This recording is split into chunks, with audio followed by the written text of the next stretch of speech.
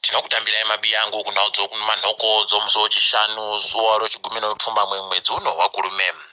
Idi hurumende yedu yangwa kureketa kwedu apo taiti #SaveChilonga.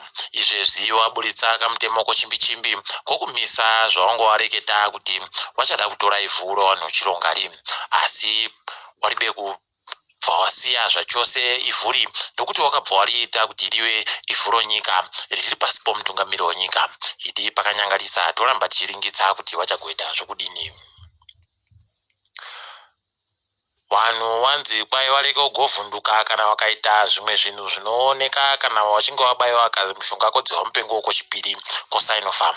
Izvozvi kamushonga aka kwai kakabayiwa vanhu vanogona kuita zvimwe zvinhu zvakaita kana kupisiwa kana kumbwa chando kana kumerera kana kuita tumapundu kana kuita zvimwe zvakandosiyana-siyana, asi wareke kugosha hawo nokuti mwiri wawo unenge uri kuratidza kuti kamushonga akasvika.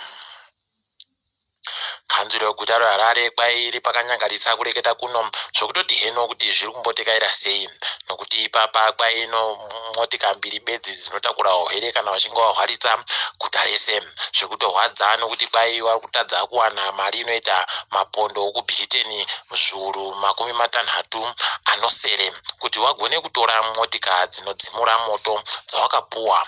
Izvozvi zvinotorwadza unosaya kuti kohoko hurumende ichitadza kukoshesa zvinhu zvakadari, nokuti ukaita moto idi aiwa kadzionere kushamba kwaari ega.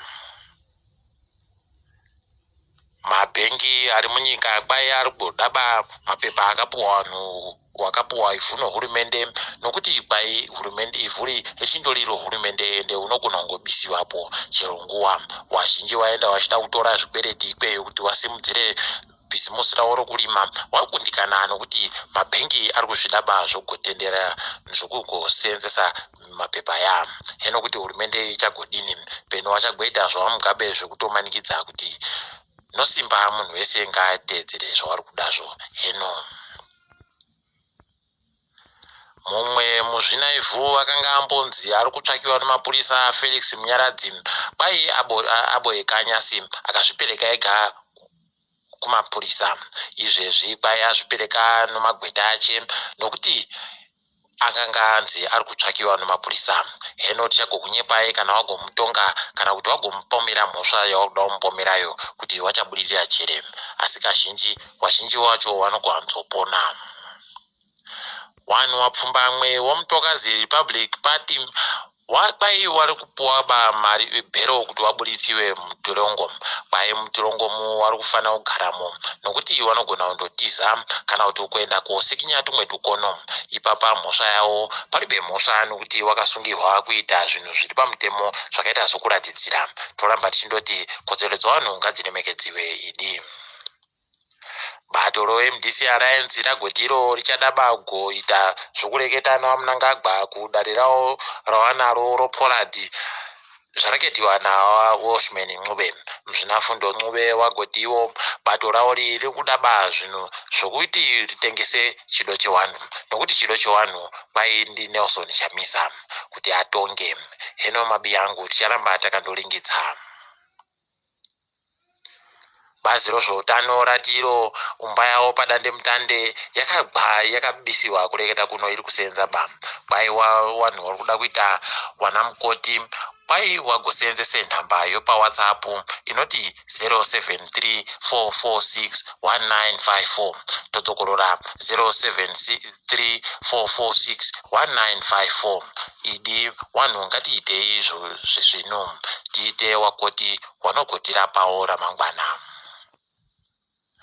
Nyika yeZimbabwe yatifa dzanyasi apo yasaina kubvuma kupinda muchirongwa chokuumba boka rinochengetedza nokutungamidza mberi mishonga yewatema yomuAfrica. Izvi tinoramba tichizvitenda kwai nyika yedu ndo chigumi nopfumbamwe panyika dzomuAfrica dzese kubvumirana nebvumirano wandomirira dare reparamende kuti ritsitse kuti zviitike munyika medu. Toramba tichizvitenda.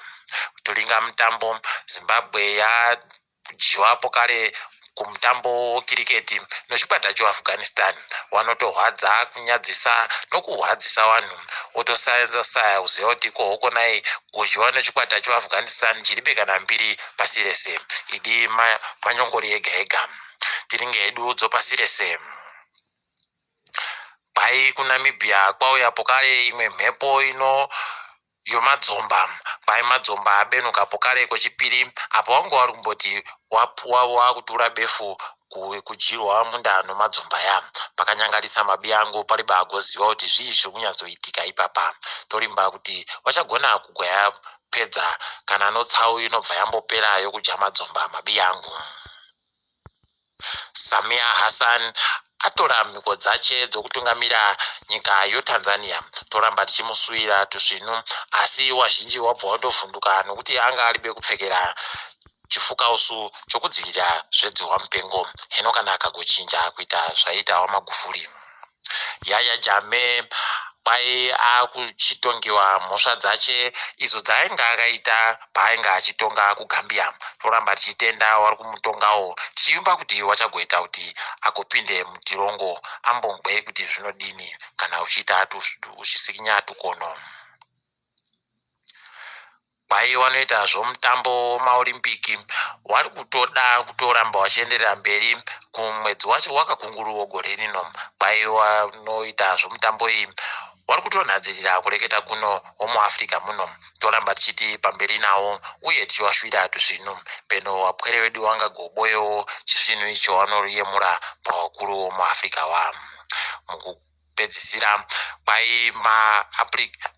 pai padande mutande zvinoti WhatsApp, Facebook pabodzi no Instagram zviri kusenza kureketa kuno. Hino mabi angu kuti makambani aMark Zuckerberg aitiweiko kuti agogwisiwa pasi ese. Peno pane wamutsvinga wamukamupinga ndare.